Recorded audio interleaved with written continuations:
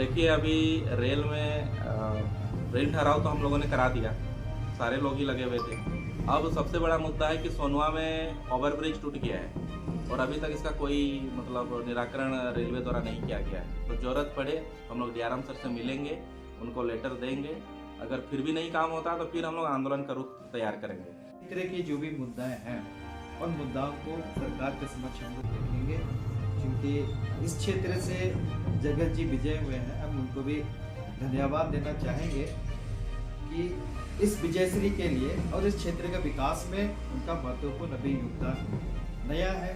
सीखेंगे और अच्छी तरह काम करने का भी प्रयास करेंगे, लेकिन हमारा जो रोल होगा इस मलकपुर विधानसभा विपक्ष का, वो हम बाखूबी निभाने का प्रयास करेंगे।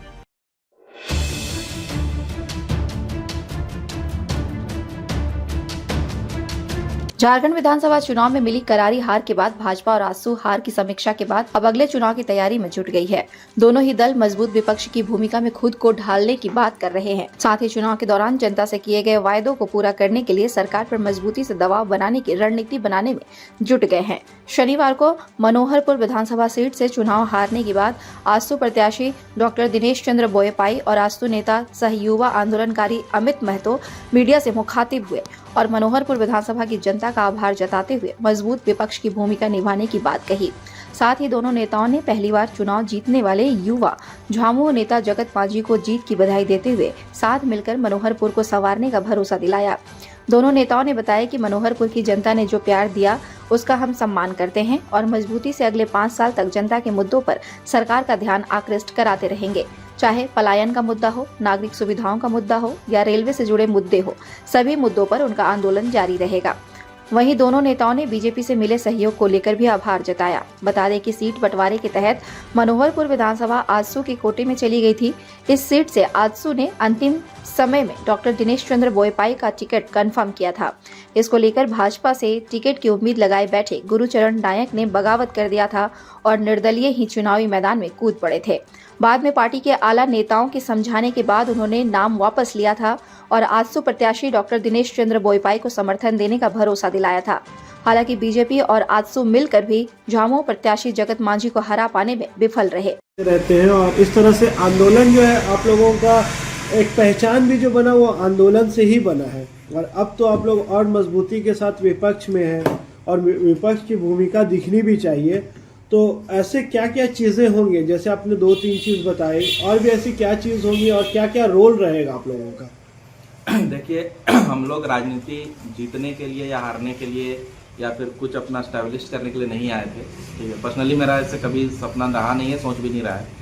एक्चुअली जो भी जन मुद्दाएँ हैं उन जन मुद्दा को लेके हम लोग आंदोलनरत रहेंगे। जैसे आपका यहाँ सबसे बड़ा मुद्दा है जो कि पब्लिक उठाती नहीं है, वो है हम लोग का ह्यूमन ट्रैफिकिंग। पलायन जो ठीक है, पलायन जिसको आप बोल सकते हैं दूसरे तरीके से। ठीक है, यहाँ पर झूठ बोल के हमारी आदिवासी बच्चियों को, हमारी बहनों को लिया जाता है दिल्ली, मुंबई, कलकत्ता, उनको बेचा जाता है। बेचने के बाद उनके साथ शोषण होता है, शारीरिक शोषण होता है, मानसिक शोषण होता है, लेकिन इसको ये जन मुद्दा नहीं बना पाते हैं हम लोग।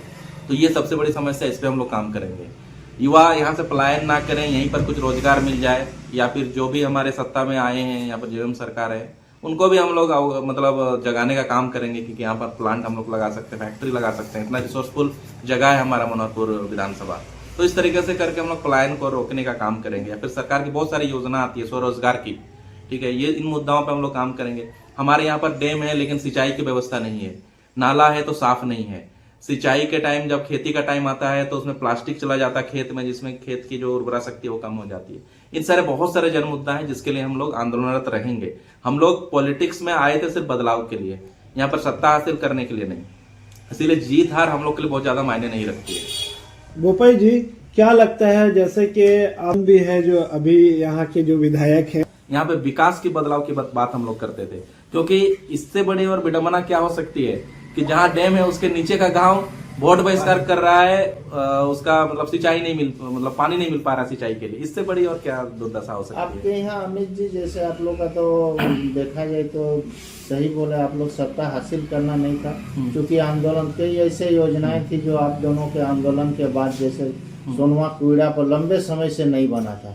आपके सोनवा का ही एक सिंचाई क्षेत्र की बात करें तो आपका नगरकाटा तालाब जो है बहुत महत्वपूर्ण तालाब है, और यदि बहुत पीछे हम लोग जाएंगे तो एक लंबे माने बड़ा इलाका को इससे सिंचाई, लेकिन अभी वो सब नहीं हो रहा है। इसके लिए कुछ पहल हो पाएगा?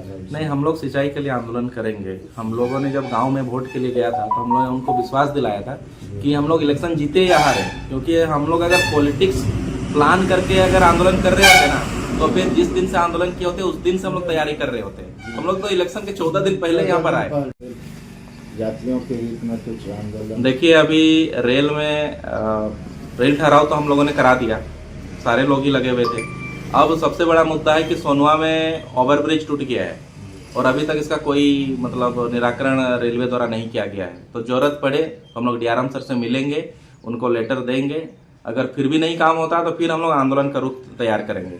और आपका दूसरा एक इशू है, हम लोग का सोनवा में ही जो क्रॉसिंग है, रेलवे क्रॉसिंग, वहाँ पर कभी कभी आधे घंटे 1 घंटे भी लोगों को इंतजार करना पड़ता है। अभी ये एनएच भी हो गया है तो उसको भी हम लोग अंडरपास का डिमांड करेंगे। मनोहरपुर प्रखंड में आपका वहाँ पर भी ओवरब्रिज का डिमांड है। तो इन सारे जन मुद्दाओं को लेके हम लोग रेलवे डीआरएम सर से मिलेंगे, उनको लेटर देंगे, मांग पत्र देंगे। अगर नहीं होता तो फिर हम लोग आंदोलन का रूप तैयार करेंगे। ये पूरा चुनाव के बाद समीक्षा की आप लोग, क्या आप लोग का रीजन क्या हुआ? मैंने जो हम लोग समीक्षा किए। एक्चुअली देखिए, कोई भी सक्सेस ओवरनाइट नहीं मिलता है, ठीक है, और कहीं ना कहीं अभी हमें और मेहनत करने की जरूरत है।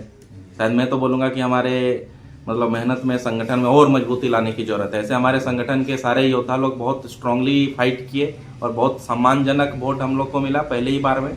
आने वाले टाइम में हम और मजबूती के साथ राजनीति में आएंगे और यहाँ पर बदलाव करेंगे। India news viral Bihar Jharkhand के लिए सोनुआ से जयंत प्रमाणिक की रिपोर्ट। ताज़ा खबरों से जुड़े रहने के लिए हमारे चैनल को सब्सक्राइब करें और बेल आइकन को दबाना ना भूलें ताकि हर खबर की नोटिफिकेशन आपको मिलती रहे।